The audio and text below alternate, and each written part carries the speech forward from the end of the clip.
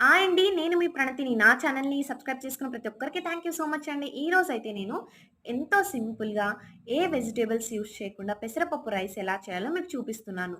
ముందుగా ఒక గ్లాసు బియ్యం తీసుకొని 3 టైమ్స్ శుభ్రంగా వాటర్‌తో కడిగి 10 మినిట్స్ బియ్యాన్నయితే నానబెట్టుకోవాలి. స్టవ్ వెలిగించి పాన్ పెట్టుకొని సరిపడా పెసరపప్పునైతే వేసుకొని బాగా వేయించుకోవాలి.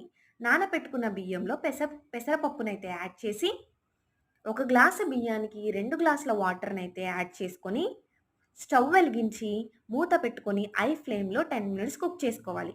50% కుక్ అయిన తర్వాత రుచికి సరిపడా సాల్ట్, నెయ్యిని వేసుకొని, బాగా మిక్స్ చేసుకొని, మూత పెట్టుకొని 10 మినిట్స్‌లో లో ఫ్లేమ్‌లో కుక్ చేసుకోవాలి.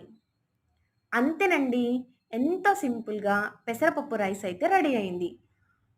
సో, ఈ రైస్‌ని ఏ కర్రీలో కలుపుకొని తిన్నా చాలా టేస్టీగా ఉంటుంది.